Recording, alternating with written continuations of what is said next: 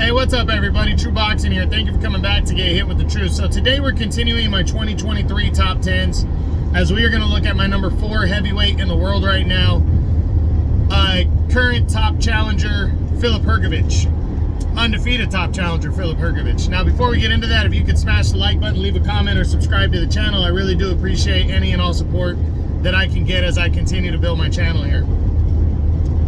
So Hrgovic entered the year undefeated. He was coming off of a close decision victory over Zhilei Zhang, but he wasn't ranked in my top 10. You know, he hadn't really beaten anybody significant, and we didn't know how significant Zhang was until Zhang pulled off the upset and knocked out Joe Joyce. And even then, people were like, well, you know, this guy might not be, that might have been just an anomaly. You know, maybe he got lucky, because he did bust up Joe Joyce's eye early on to where Joe Joyce's eyes swelled up on him. But especially after Zhang destroyed Joyce in the rematch with a third-round knockout, everybody knew Zhilei Zhang was legit, and since Hrgovic got the victory over him, that boosted Hrgovic up into the top 10 hardcore, because Hrgovic beat Zhang in 2022 by a very close, somewhat controversial decision win. But be that as it may, it was close and he did beat him. So Hrgovic entered the year. He stayed busy. In August, he took on Anthony Joshua undercard. He took on a guy named Dempsey McKeon, got a 12th round TKO over him. And then he returned on the Day of Reckoning card at the end of December and took on little known Mark Demori and destroyed him in only one round to stay undefeated. But what we know heading into 2024 is that Hrgovic pretty much is fighting for the vacant IBF title next. He's the IBF's mandatory #1 challenger.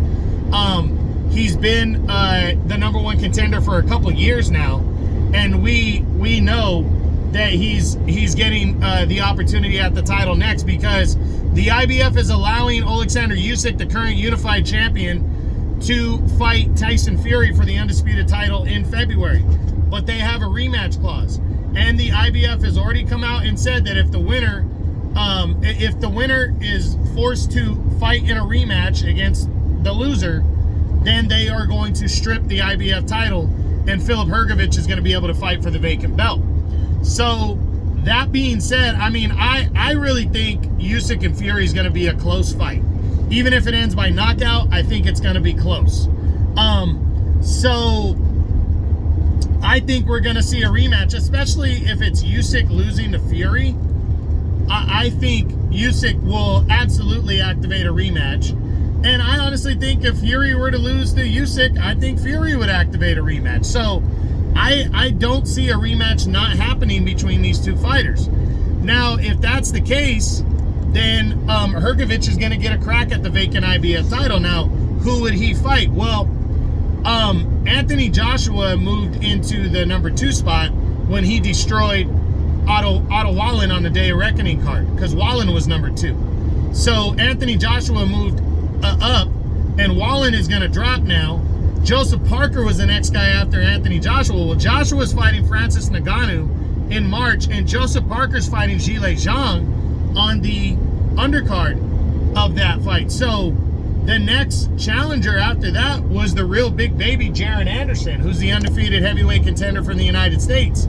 So I honestly believe one of two options next. I think Anthony Joshua, because that fight's only about 3 weeks after his fight with Ngannou, is only 3 weeks after the Usyk Fury fight.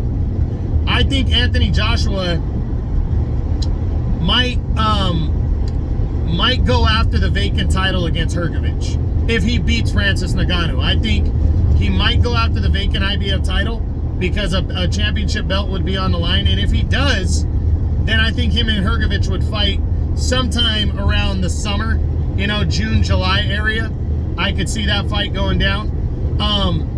And then, but if that doesn't happen, if Joshua decides he doesn't want to fight Hrgovic, then I think Hrgovic is going to fight Jared Anderson. I really do see that fight playing out that way. That situation playing out that way. So, but either way, I think Hrgovic is going to fight somebody. Now, I would favor Hrgovic over Jared Anderson right now. But I would favor Joshua over Hrgovic. But here's the kicker. Whatever way you have it, Hrgovic has a very solid chance of becoming your next IBF champion after whoever comes, because Tyson Fury could be the next champion. He could beat Alexander Usyk, but I think Hrgovic has a very good chance of becoming the IBF champion this year. So we're going to see. I like Hrgovic. He's got a good, solid style. He's confident. You know, he even said that Jared Anderson wouldn't be anything for him. So, yeah, I mean, he's going to fight for the title this year, and I'm really looking forward to seeing him versus somebody legitimate and elite and challenging, you know, and it's going to be good. So, he stands right now overall 17-0, 14 knockouts. Again, he's the IBF's #1 ranked contender. He's the WBO's #5 ranked contender. 31 years old, so he's ready, and we'll see what 2024 presents for him. So that's it. That's what I got. That's my 2023 top 10s on my #4 heavyweight in the world right now, the undefeated #1 ranked contender, Filip Hrgovic. I hope you enjoyed the video. If you did, smash the like button, leave a comment, or subscribe to the channel. I appreciate any and all support. This is True Boxing. You've been hit with the truth.